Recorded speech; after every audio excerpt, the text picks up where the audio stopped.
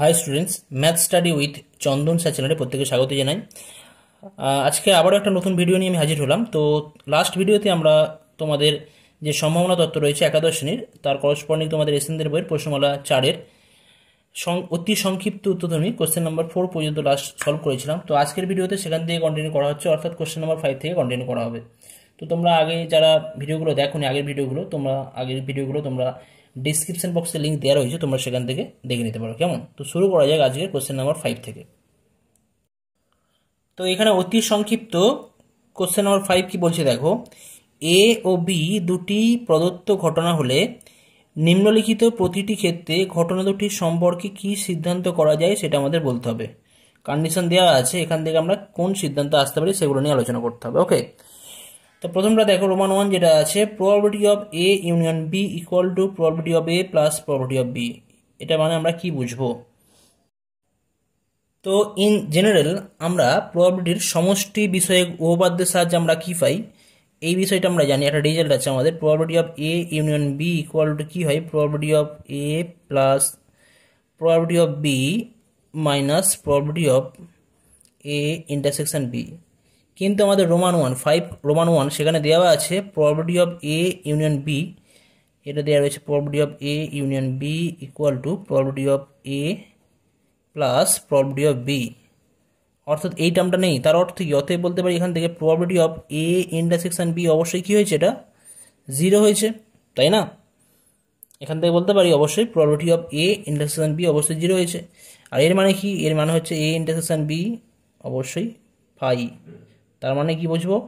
এ ও বি পরস্পর পৃথক ঘটনা, এ ও বি পরস্পর পৃথক ঘটনা বা মিউচুয়ালি এক্সক্লুসিভ ঘটনা। কেমন? রোমান 2 এখানেও দেওয়া আছে probability of A intersection B equal to 0। তার মানে কি? A intersection B equal to phi, অর্থাৎ এ এবং বি এর এই যে দুটো ঘটনা, এদের মধ্যে কোনো কমন নমুনা বিন্দু নেই, অর্থাৎ এদের কমন বিন্দু হয়ে যাচ্ছে ফাই, মানে কোনো কমন বিন্দু নেই। তার মানে কি হবে? তার মানে বলতে পারি এ ও বি ঘটনা পরস্পর পৃথক ঘটনা। এটাও কিন্তু সেম, আগের মতনই সেম, অর্থাৎ মিউচুয়ালি এক্সক্লুসিভ হবে। কেমন? নেক্সট রোমান 3 কি দেওয়া আছে দেখো, probability of A equal to probability of B, অর্থাৎ এ ও বি দুটো ঘটনা যাদের প্রবাবিলিটি সমান বা সম্ভাবনা সমান। তাহলে আমরা এই দুটো ঘটনাকে কি বলি? অতএব বলবো এখান থেকে আমরা বলতে পারি এ ও বি দুটি সমভাবে সম্ভাব্য ঘটনা সূচিত করে। কেমন? এ ও বি দুটি সমভাবে সম্ভাব্য ঘটনা সূচিত করে। নেক্সট আসছে রোমান 4 কি দেওয়া আছে দেখো, probability of A union B equal to 1। এর অর্থ কি? এ ইউনিয়ন বি এর প্রবাবিলিটি বা সম্ভাবনা 1, আর সম্ভাবনা 1 কার হয় আমরা জানি যে সেটা অবশ্যই নিশ্চিত ঘটনা হতে হবে। অর্থাৎ এ ও বি কি বলতে পারি? নিশ্চিত ঘটনা। এ ইউনিয়ন বি নিশ্চিত ঘটনা, সেক্ষেত্রে আমরা বলবো কিন্তু অবশ্যই A union B equal to কী হবে? এস, নমুনা বিন্দুর যে আমাদের স্যাম্পল স্পেস বা নমুনা দেশ হয়ে যাবে। আর যখন এরকমই হয় তখন আমরা বলে থাকি এ ও বি পরস্পর কী হবে না, এরা পরস্পর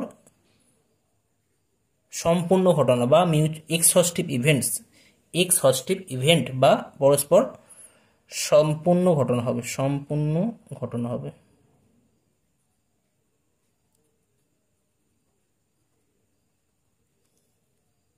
নেক্সট রোমান 5 যেটাতে আছে, রোমান 5-এ দেওয়া রয়েছে probability of A intersection B not equal to 0। তার মানে কি? অবশ্যই এখানে কিন্তু A intersection B not equal to phi অবশ্যই, অর্থাৎ এখানে বলতে পারি এ ও বি পরস্পর কিন্তু পৃথক ঘটনা নয়, বা এ ও B are not mutually exclusive events. Okay, এটা তোমরা নিজেরা করবে, লিখবে।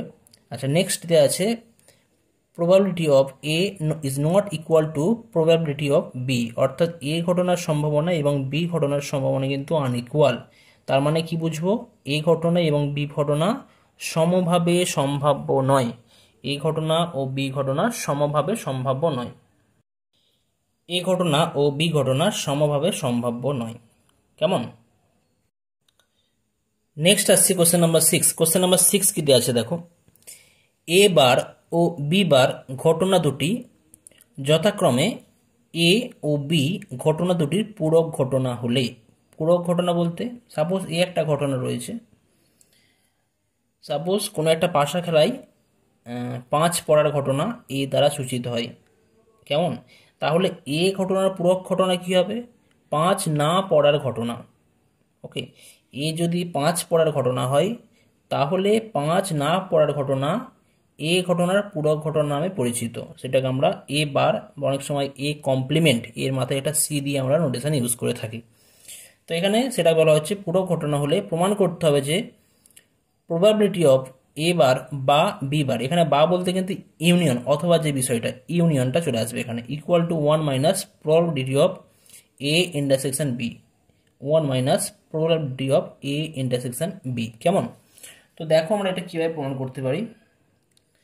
কি দেওয়া আছে? প্রবাবিলিটি অফ এ বার বা বি বার, এর অর্থ হচ্ছে প্রবাবিলিটি অফ,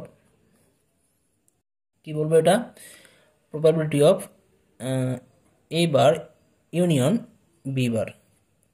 কেমন? ইকুয়াল টু আমরা কি লিখতে পারি, এটাকে আমরা লিখতে পারি probability of A intersection B তার হোল বার। এটা কার সাহায্যে বলছি? এটা আমি বললাম ডি মর্গ্যান সূত্রের সাহায্যে, ডি মর্গ্যানের সূত্রের সাহায্যে আমরা বলতে পারি, ডি মর্গ্যানের সূত্রের সাহায্যে।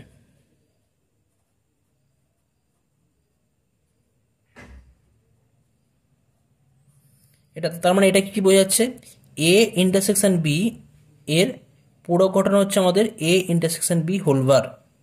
তো আমরা একটা বিষয় জানি যে প্রবাবিলিটি অফ এ কমপ্লিমেন্ট বা এ বার কত হয়? অবশ্যই 1 মাইনাস প্রবাবিলিটি অফ এ হয়।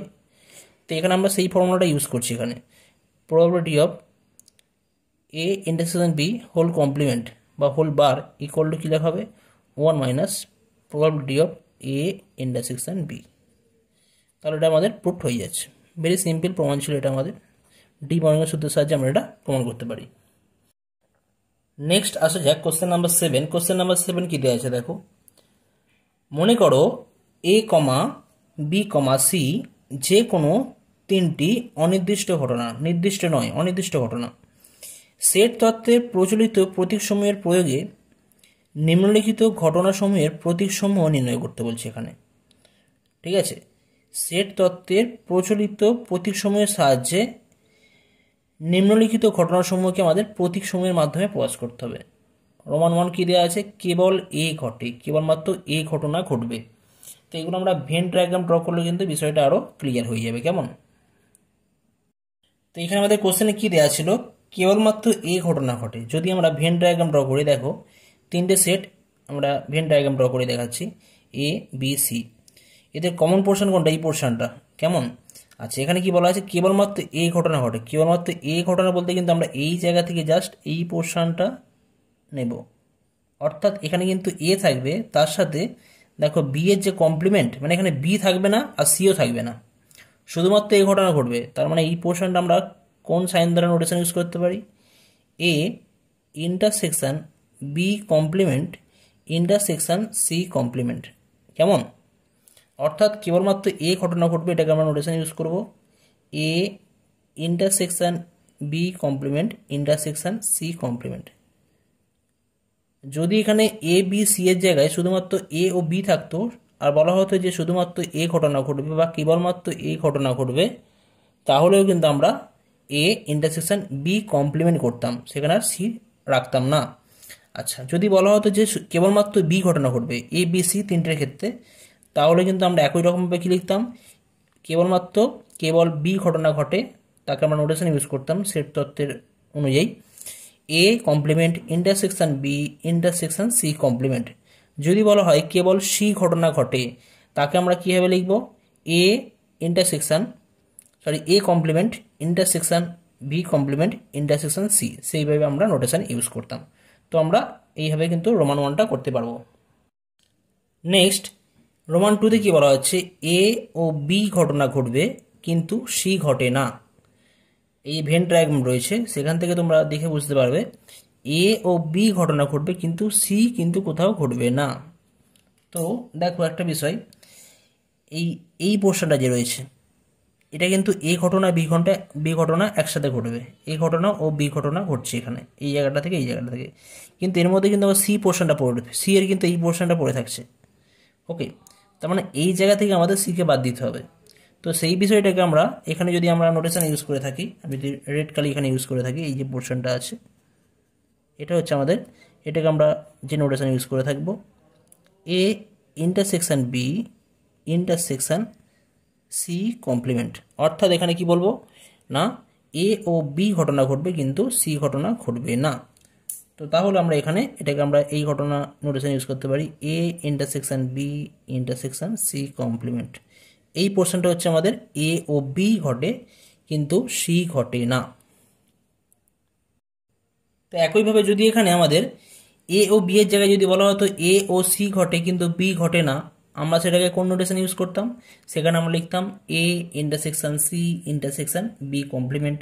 আবার যদি বলা হয় এ ও আমাদের বি ও সি ঘটে এবং এ ঘটে না, তখন আমরা বলতাম A complement intersection B intersection C, এইভাবে ইউজ করতাম। যাই হোক, নেক্সট আসছে রোমান 3। রোমান 3 দিয়ে কি বলা আছে না, তিনটি ঘটনাই ঘটবে। তো তিনটি ঘটনা কোথায় ঘটছে তোমরা এখানে পরিষ্কার দেখতে পাচ্ছ, এই যে পোর্শনটা যে আছে এটা কিন্তু তিনটে ঘটনা একসাথেই ঘটছে এই পোর্শনটাই, তাই না?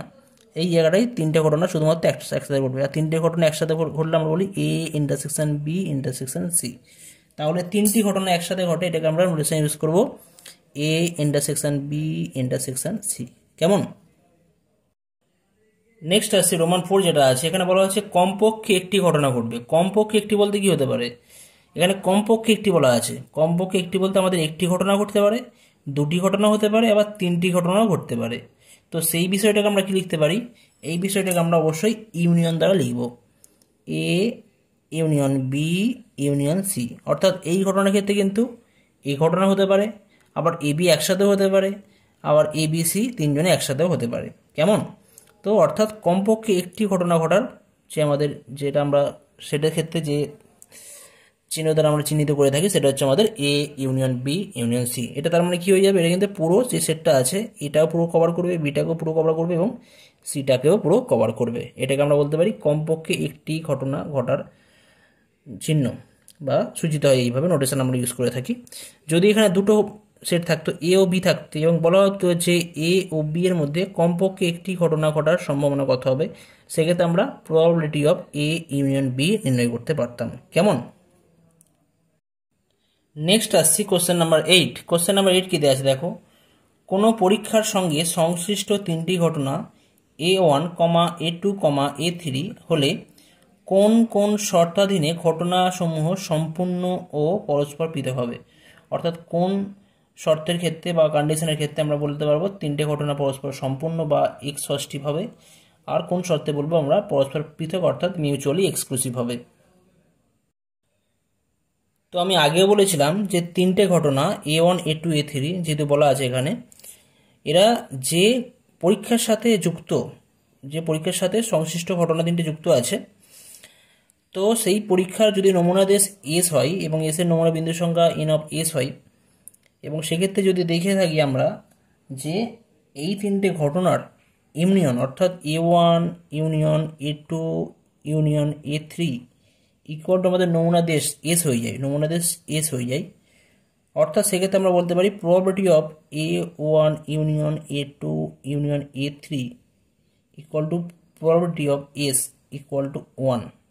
অর্থাৎ নিশ্চিত ঘটনা, যদি A1 union A2 union A3 একটা নিশ্চিত ঘটনা হয়ে যায় বা নমুনা দেশের সাথে ইকুয়াল হয়ে যায়, তাহলে আমরা বলতে পারবো probability of A1 union A2 union A3 equal to 1।